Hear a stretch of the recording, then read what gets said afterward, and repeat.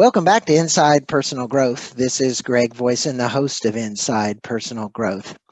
And joining me from, I'm just going to say Minnesota, but the Minneapolis area and surrounding area is an author by the name of Maryanne O'Brien. And her book is called Elevated Communicator. And that doesn't mean you get in an elevator and write it up. It means that she's going to teach you how to be more conscious. And it's how to master your style and strengthen well-being at work. Good day to you, Maryanne. How are you today? I am so well. Thank you for having me. I'm really excited to share some ideas with your audience. And I've been a big fan of your podcast for several years. Well, likewise. And I know Maryanne, which goes back to the days of a thing called Live Dynamite, and a partner that she had, Kathy Paper. But we're going to talk about the book today, and we're going to let the listeners know just a teeny bit about you, if you don't mind, Maryanne. She spent decades guiding people and cultures to foster open communications, cultivate empathy, and deep trust. She has a depth of experience building icon brands and purpose-driven organizations and helping businesses to consciously transform. She's worked with big brands like Nordstrom's, Coca-Cola, and Apple, as well as small independent businesses. Her background in advertising, consulting, and corporate coaching taught her to value authentic leadership and healthy cultures and inspired her to found her company, where you can find her at Conscious Company. That's CONSCIOUS-company.com. And she also leads classes in intuition development and energetic healing techniques, mentoring people on the path to higher consciousness. And she lives, we were just talking, she calls it a hobby farm outside of Minneapolis, where she actually holds retreats as well. You'll have to ask you later what a hobby farm is, but I guess it's not a full-on farm. Maryanne, I said it, and I think I'll say it again. You spent years working inside organizations, helping people develop purpose. And, we hear this word tossed around so much today, define your purpose and so on. And I get it from all different angles. And I think it's really important to define the purpose. The question is the individual purpose or the organizational purpose. And you've really helped people do both. How do you help individuals and organizations find the purpose?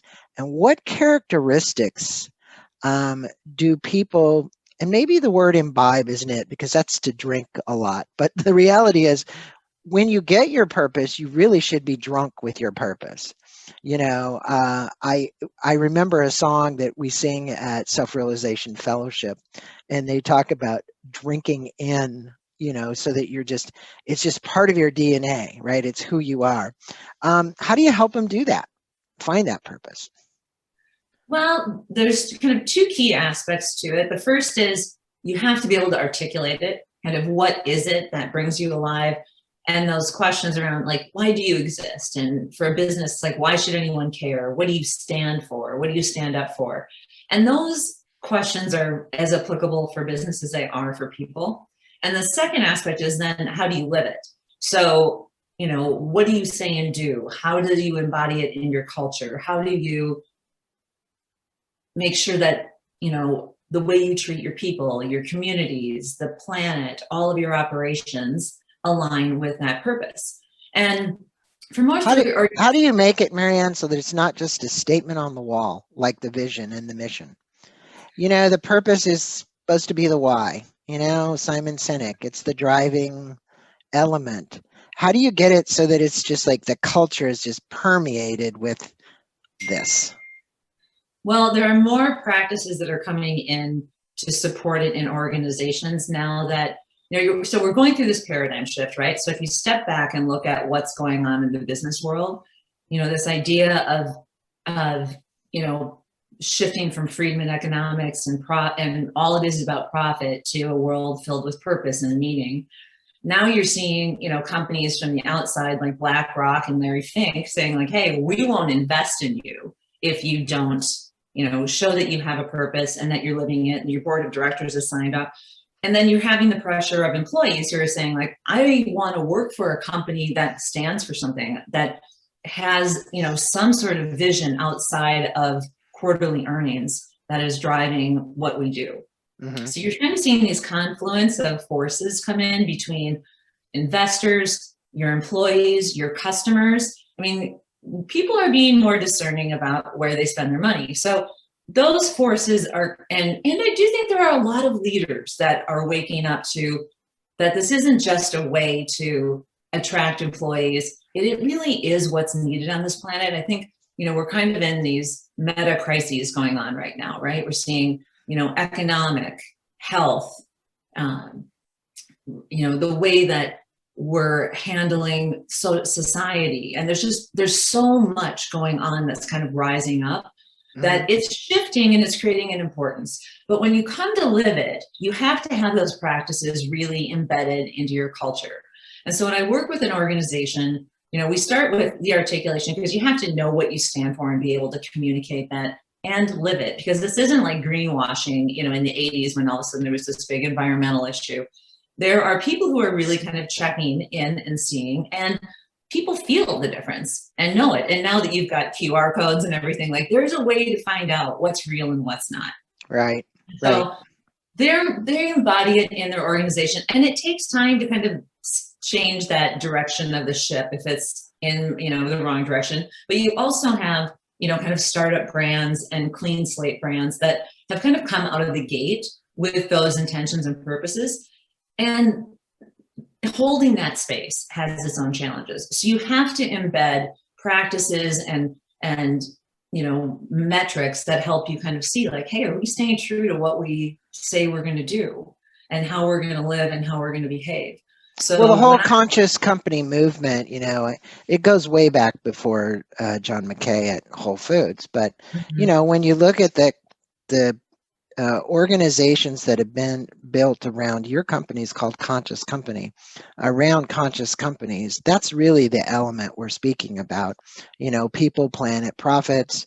The bottom line is not being measured anymore just by, hey, what were our profits and what did we measure? And I appreciate that. And what you do well is you help people communicate that. You help people communicate in companies such that they can hold that purpose, and they can be compassionate and open and understanding. And this whole book is about elevated communicator. And it's so important as a leader or mid-level manager or even the worker to not only treat your fellow employees, but all of your customers this way. So you mentioned that communication is essential for cultivating trust and finding meaning, that it is central to everything we do. Why are people in our organization so burnt out and stressed, thus are challenged by being authentic to their communication styles, as you talk about in the book? Because we are seeing it. I experience it every day. When I picked the phone up this morning and I spoke with my medical clinic, I get hit with incompetence. And just people, it's like they don't want to talk. They're in a rush. They're hurried. And that's not the way as a patient you want to be felt, right? Yeah. Well, I think in part we have trust issues going on, which is a big part of why the way we communicate is either building trust or eroding it, whether we're aware of it or not. And when you look at how the burnout is coming in, right? So we've got, and you look at how that ties to communication. We've been trained by our parents, our society, our managers to manage up, play the game, do the office politics, stay on 24/7. Like, the more available you are, the more valuable you are. And that's really, if you've been in the work environment for any amount of time, you know that that isn't a way to succeed. When you play all those games, people don't trust you. It's super disingenuous, and you can feel it. You watch, your colleagues do that, and that level of trust erodes. And if we're not willing to unplug and kind of give back to ourselves, there's no way to renew and really have that perspective. So and now that we're in this meeting to meeting or Zoom to Zoom, like, people just roll in and there's no even time to kind of breathe or think. And the stress and the anxiety builds. most people don't have restorative practices that kind of help them be at their best. And as stress goes up, communication levels go down. We personalize, we project, we react instead of, choosing a response. And that's why one of the pieces in the book is around how do you understand what your style is under stress and become aware of that. So you start to see your behavior. I mean, ideally, you start to see it in your thoughts and you start to realize how you're feeling and how that's going to come out in the way you express yourself. But if you can't, then you'll start to see it in your behavior. Mm-hmm.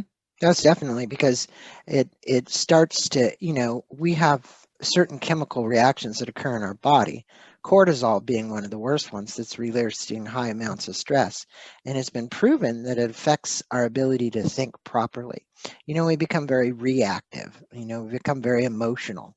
And I tell people, you have to take a deep breath when you hear something from somebody that you don't really like and think about it before you just pounce on them because it doesn't work. And you state that self-awareness, now that's what we just talked about, self-awareness is the key, and for me, for everything, is the foundation of all positive change. That the more you learn and the more you commit to the process of self-discovery, the more you'll set yourself up for success. And I totally agree. How would you advise that the people become more self-aware and change this embedded self-defeating pattern? Because I see these patterns and they don't leave easily once people get them. Well, they dissolve over time, but I would say the first thing is you have to be able to see it, right? You can't change what you can't see. Right. And that was why I wound up developing the assessment, because most people don't see their communication patterns. And I've always really liked, when I've worked with organizations, using assessments as a tool to help them better see themselves and to see other people without judging. Because whenever you can see it and kind of reflect on it, it's a lot more powerful whenever somebody can have that insight come up within them than have someone tell them, right? Because then you're going to hit resistance. But whenever somebody can read something and go like, oh God, I do that all the time, I don't even think about it, because we're so habitual in the way we work and the way we communicate. We're on autopilot about 95% of the time. And the idea is to move your autopilot into that healthiest expression of who you are. And it's possible. You can't live there all the time, but you definitely can get there 70, 80, 90% of the time. But we're human. We'll have, times that we're not going to be at our best. And then there's two aspects of self-awareness that I don't think we really think of it in two dimensions. But one is that internal level, right? It is impossible to get to self-awareness without reflection. So you have to have some sort of reflective practice. I mean, I think we used to have it whenever we would drive to and from work, right? That you would have that kind of decompression time or that kind of time to prepare. And we need to build that in now. So whether it's when you're, walking the dog, having a cup of coffee, just to kind of sit back and contemplate. I mean, it took me a long time actually to start journaling, but now it's been about 20 years. It's so powerful to reflect and write. There is a connection that happens when you witness what you put down on paper. So this internal reflection, because only you know what's going through your mind, no one else is inside of there, and we can think we know what's going on with somebody, but it's really, we don't know the full story. So it's that internal aspect. And the other piece is external, right? So we need pieces that give us that outside reflection to understand how we're impacting people. So there's an exercise in the book that's all around seeking feedback. And the best leaders do it, right? You go like, hey, what am I seeing? What are you seeing that I don't see? Or help me understand how I'm coming across in these situations. When I was coaching, there's a specific leader that had a style that she was working really hard to become more aware of, but it was under a ton of stress, and she was committed to the process. And so one of the questions that I always ask the people that I'm working with is, I said, hey, every so often, ask me, what are you seeing that I don't see? Give me the opening, because then I'll know you're really ready to receive it. Because giving someone feedback when they're not asking for it or not open to it doesn't necessarily build trust. And so I helped her understand. I said, there's this like tell that you have when you're impatient, is that you will cut people off. and you can feel the impatience. And I think sometimes we don't understand that communication is happening on all these levels, right? We feel people's intentions. Science has measured this now, right? These energy fields around our body and other people's bodies are communicating information back and forth. So people are picking up on your intention, they're picking up on what goes unsaid. And I said, I can tell when you're impatient because you'll go, yep, yep, yep. And it's like trying to like move me along faster. And I said, it really, and I, at first I kind of like, okay, just don't take it personally. She's just under pressure. And so I got to a point where I was like, okay, I'll find the opening and I'll help her see it. And then it's, what you say is so true. I was doing a podcast yesterday with Scott Miller, the marketing president, for Franklin Covey. And the CEO of Franklin Covey said to him, thinking is a viable business practice. Thinking, meaning you can take time to close your door and actually think and reflect. We want you to do that, In other words, put a sign on the door, I'm thinking, right? I thought that was so great because management embraced it because people are always in such a hurry. And, one of the things that you said is that genuine communication, if anchored in trust, we just talked about it. You state that trust is one of the essential elements that holds our relationships together. How would you advise building more trust with coworkers, spouses, family, friends, everything? Because I know we want to go to, you said, stay in non-judgment. Well, sometimes it's pretty hard for the ego to stay out of non-judgment. We are living in some of the most divisive times in history. You obviously live in a state that's had, been besieged with this challenge because of what happened there. And I just see it everywhere. And COVID has exacerbated it. That's for sure. So yeah. If you understand that there's multiple dimensions to trust, but at its heart, if you are not sincere, people do feel it. The thing is, no one's going to say to you like, hey, I don't feel like you're really being authentic or you're genuine or like, I just don't trust you. So people can say all the right words with just the right tone. And you go like, yeah, I'm not buying any of it. We have that level of radar. So I would say, be honest, set an intention that is really true. The second piece is you've got to listen, right? So we speak at 225 words per minute, but we can listen at 500. So staying really present and listening is hard, right? Because our mind is already going like, oh, I wonder what I think about what they think, or like you start to drift off, and certain styles will listen better than others. So you have to be really intentional. Eliminate distractions. Right? Just the fact that your phone is in the room, studies have shown that 20% of our attention goes just to that because we think, oh, it might ring. And we're just not even aware of it. So there are things that we can do to be present and engender trust, right? Because people can tell when you're listening and when you're not. Mm-hmm. And then I would look at how to take responsibility. If you think about, every interaction is an opportunity to either kind of put a deposit in or withdrawal, right? And so judgment is a withdrawal. And people feel judgment. All of that emotion that is going back and forth between people, if you're sensitive, you pick it up. If you're tuned in, you pick it up. So if you think about, this idea of kind of staying above the line, there's this concept of, some of our behaviors are above the line and some of them fall below. So when we're above the line, we take responsibility for our actions. We're sincere, we listen, we're patient, we're open to new ideas. It doesn't mean we have to change our perspective, but we should stay open, right? Because that's the piece that allows us to see new perspectives and grow. And whatever your analogy above the line and below the line, it reminds me of a program called Love and Logic that they used to teach in school districts. Oh, nice. And they would tell the kids, are you above the line? Are you below the line? Right. So, and it was, my wife was a school teacher for 25 years. It was like, well, so if somebody did something wrong, and here's a great example. Johnny, what punishment do you think you should have? And my wife said, the kids always gave themselves way more punishment than she was going to ever give them. Well, get below the line, sometimes we don't even recognize it because it becomes such a pattern, right? To your point, like our patterns are so invisible to us. gossiping, complaining, blaming, judging, Right. avoiding conversations. Excuses. Yeah, Yeah. 70% of people deal with conflict by avoiding it. Right. And that just, back to well-being, that stresses us out. I don't think we recognize, we think that the stress comes from our jobs, right? That, oh, my job is so stressful. And sometimes they are. Most people experience more stress from the interpersonal issues that they're feeling. People problems weigh on us. We ruminate on them, we talk to others about them, and they drain our energy. So if we could look for ways, when you start to understand how the communication styles play together, and you can understand how can I just remove some of those common tension points, it's so much easier to kind of take some of that out of the equation.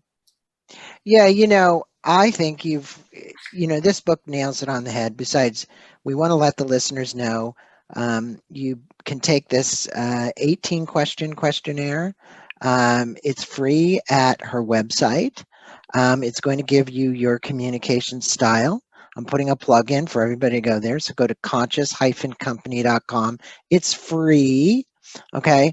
This is a tool that then there'll be an autoresponder that'll send back an email to you that'll tell you what your style is and your sub-style, or what do you refer to it as? Is that Secondary. right? You have a primary and a secondary. Yeah.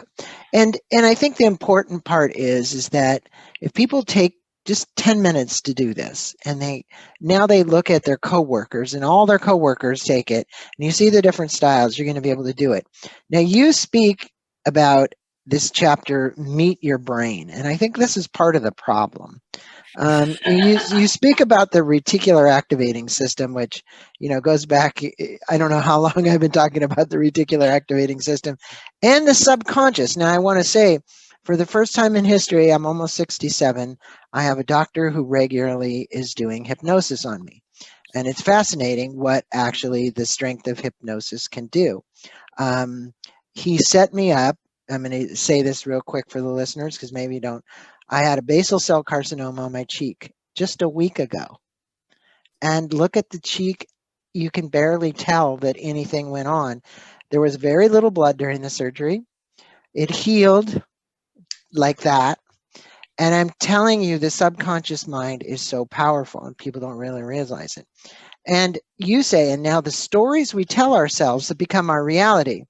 I went to a school called University of Santa Monica, and we used to say, you live in a world of make-believe, making stuff up and then believing what you made up, right?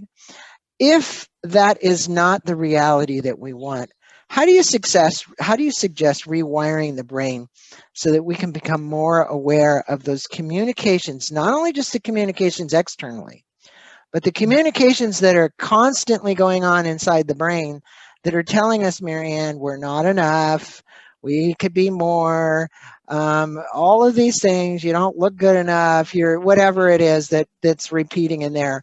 What are your anecdotes for that?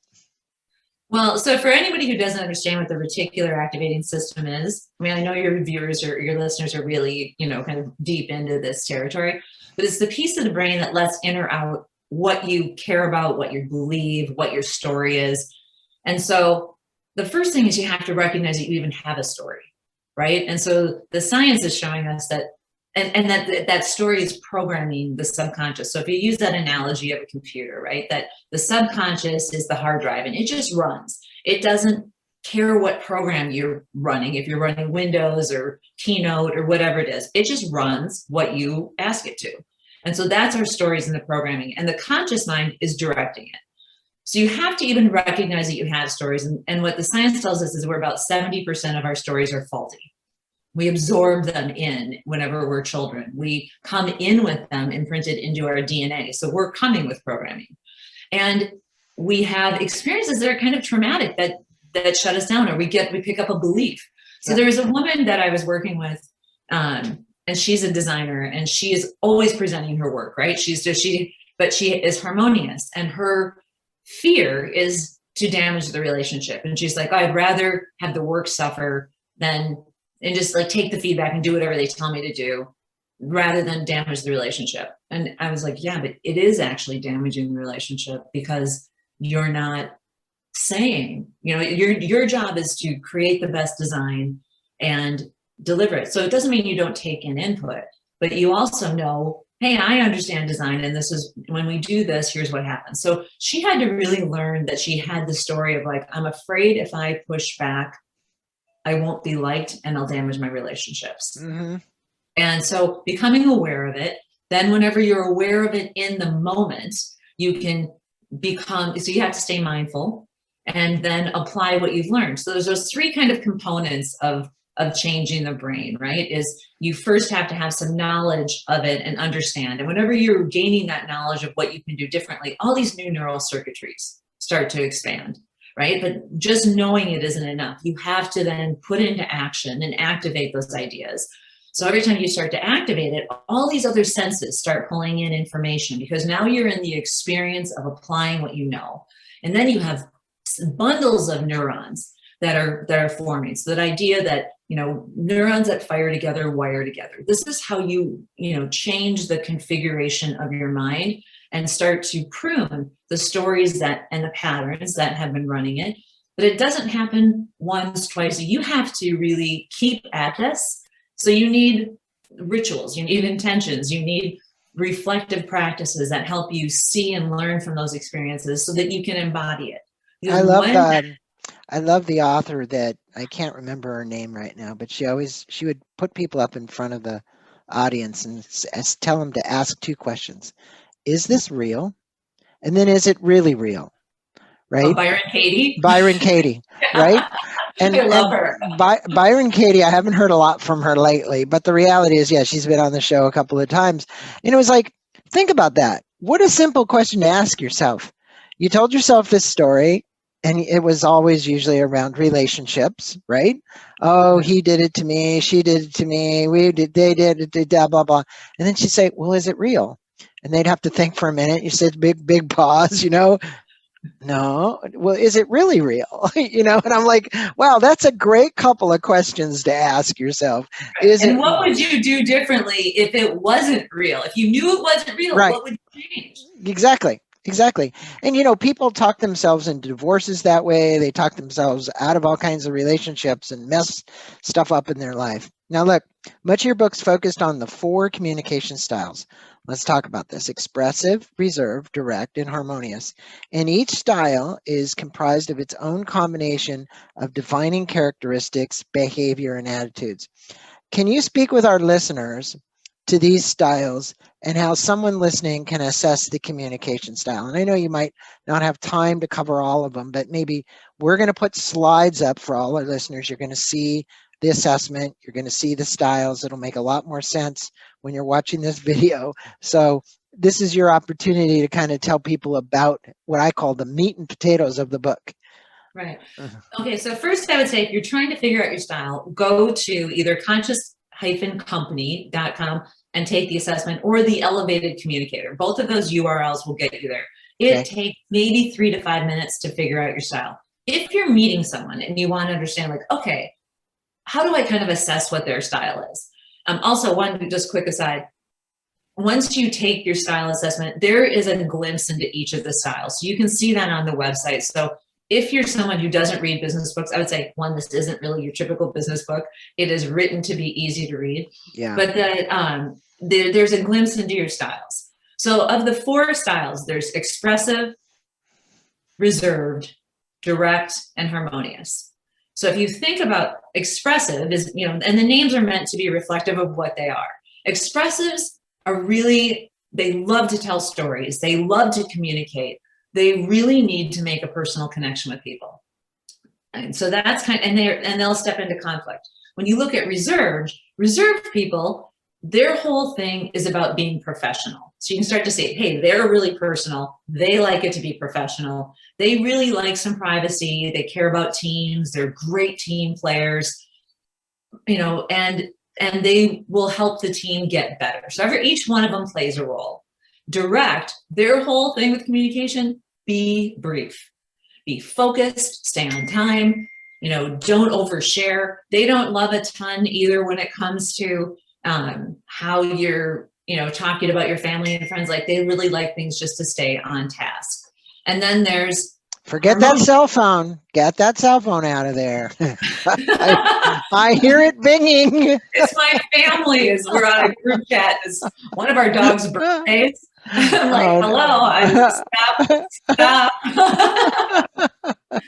And so, back to Harmonious, they're really about being peaceful. They care about people a lot, that back to that the power of the relationship.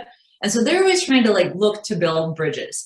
And you can also tell, there's a piece in the book that'll help you understand how to recognize your style and how to recognize other people's styles, and whenever you're shifting, because there's pacing, there's a speed component, there's collaboration components, there's how do you make decisions, what do you value? And each style has different needs. And that's where sometimes we run into tensions, because if you have expressives on one side saying hey, I really care about making a connection with you, and you've got direct saying let's just get down to business. We're here to have a meeting. That creates tension that sometimes is unspoken, and it's challenging. Well, you have to become a good juggler when you're working with all the communication styles. And if you know them, then you can know what to expect. Right. If you know what to expect, you can then respond accordingly. So to become a master of all this, you have to buy the book and take the assessment. That's what I'm going to say. And that's the easiest thing, because this is, of all the things you could take, there's DISC, there's Myers-Briggs, this is the fastest, quickest, cheapest way for you to learn what the styles of people are around. And that's my plug there. So Maryanne, in your chapter on building healthy relationships, you mentioned that the brain works in a think, feel, act cycle. We have a thought that prompts the brain to release a neurochemical that creates a physical expression of an emotion, which we just talked about, that we can feel in our body. This triggers a belief or a judgment, which creates an emotion that drives a reaction and behavior. And again, that is the process, everybody. Whether you believe it or not, that's what's happening, right? How can we control what really triggers us so that there's not a reaction in that process? What would you do? Are you going to say, hey, maybe take a big deep breath, go meditate, do whatever? But I do know, for me, pausing works. Pause before something comes out of your mouth. Right. So I would say take a deep breath. I mean, one thing you have to first know is what triggers you. Most of us have some awareness of it. And those triggers often happen when we're kids and we don't really know how to handle some of the things that have come up, or whenever we've had some sort of, kind of scarring experience at work where we don't want to speak up because we have some fear. So you want to know where are you most likely to enter into a situation where you could get triggered? Then you want to recognize, how do you know you're being triggered, right? Because sometimes people just fly off the handle. So if you can understand okay, my breath gets really short, or I start to feel it in my stomach. Everybody has a different way. Some people will just start to sweat. They'll have some sort of reaction. Heartbeat starts to become really rapid. Recognize the physical signals of being triggered. And if you can there's this thing called the 1/4 second lag time. So from the time that the body has that, fight or flight or freeze, kind of triggering, and go okay, what am I going to do here? And it might sound like it's not much, but in the processing speed of the subconscious, it is practically infinite. We have the time to go, how do I want to choose my response? And in that 1/4 second, take a breath. Get the, blood flowing out of, your limbs, which are looking to kind of run away or, fight, and come back to the brain and allow that neocortex to kind of kick in, because the way it runs through the brain, it starts in the thalamus, it either goes to the amygdala, it goes to the amygdala first because it's faster, it's got a faster direct connection, and then it goes to the neocortex. And if we always allow our emotions to drive what we do, then you get what's called a hot amygdala. That path just starts going. So we become more reactive. And when you recognize that you do have the ability, we all have the ability to do this. It's not always easy, but you practice it and you recognize that the outcomes are so much better if you give yourself that, simple breath and choose a response. And sometimes you just choose to let it go, right? You don't have to engage in everything that sets you off. And sometimes you choose to come back and talk about it later. But we have that ability. We don't have to be at the mercy of our emotions. Well, I think that expressives always get a dose of norepinephrine. Um, and for some reason, we've always got that running in our blood. It doesn't matter what it is. We're like, okay, we've got a solution. We know how to make this happen. We're gonna, listen to us. Really, please listen to us. But Even if you don't, we'll keep talking. Exactly. Well, I love you, Maryanne. And so, Maryanne, you conclude your book stating that we live in a world that's filled with uncertainty. That's one thing for constant. I'm going to have April Rennie on here speaking about her book Flux. But there's one constant that we can always count on, and that's change. So true. And especially, it seems like, I don't know, I can't speak about the 1920s, 30s, whatever, but I look at the people at that time, maybe not near as much change and not near as fast, and certainly not back in the pioneer days. So what advice would you recommend to our listeners about changing and being flexible in how we seek to understand others to create a better world with more harmony, more peace, and more understanding? Please, let's bring more peace, harmony, and understanding and compassion into the world. Well, change is destabilizing, right? That's why most of us don't embrace it, with open arms. But if you have daily practices, so we were talking about this earlier, right? That, if you get up and you have a gratitude practice or a reflection practice, or there's something that helps kind of keep you connected and aware of who you are, you can be at your best and bring out those best qualities in you more often than not. And really, true success is about bringing out the best in yourself and bringing it out in others, right? We are so much better together. And I think sometimes we forget this, that, especially if you grew up in a culture that was really competitive, it's challenging for cultures to shift from that competitive maverick model into collaboration. But the truth is, we need each other. We need all of the different perspectives. And when you see the different styles, you can see where, like, oh, okay, this is what they bring. Directs keep things on track. Oh, we need harmonious. They really help bring in the human component. So we need each other. And I think sometimes we forget too that, companies don't have ideas, people do. And they don't come in all fully formed and, with an action plan. We all need to kind of bring in those perspectives because we all hold a different perspective. And we need the richest ideas to solve these problems that we're facing in our world.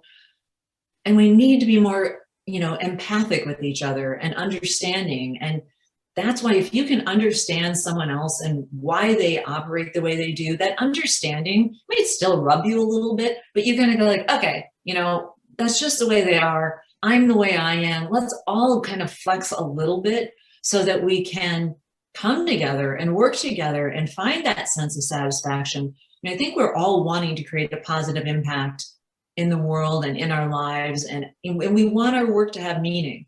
And we're going to find far more of that if we find ways to collaborate and come together and accept our differences and realize that those differences are actually what make us better. Well, it is. And I think communicating with those differences and having awareness that those differences exist. I think, it's pretty easy to see the differences in communication styles. And again, my plug for your book, you're going to go out and we'll have a link to Amazon, The Elevated Communicator. You're going to go to conscious-company.com to take your test to see what communication style you are. But in my summation here, Maryanne, what I know, now this is my knowing, might not be everybody else's knowing, is that if you pace yourself, slow down, listen to what someone else has to say. I say this podcast show for the last 15 years has been the best thing in the world for me as a communicator. It has forced me to learn to listen. And I think the important part is to learn, as you're going to be a good communicator, you've got to be a better listener. So I would tell all of my listeners who are listening to the podcast, when you're in a conversation, please take the time to slow down. Please take the time to listen. Don't just knee-jerk react response. Take a breath and think about what the other person said, and think about how important and valuable it is to them. Don't demean them during the process, that what you have is better to say. And with that, Maryanne, we are going to have people go get this book. Da da da da da da da. Da. Please go get the book, and go to Maryanne's website. And by the way, you can contact her. All you got to do is push contact. I'm sure she'd be happy to open to any of your questions. And it's been a blessing having you on. Namaste to you, darling. It's just been a wonderful, 45 minutes here. Thank you Thank so you. much. And I thank all of your listeners for their attention. I know that is one of the most valuable things we have right now is our time. So thank you.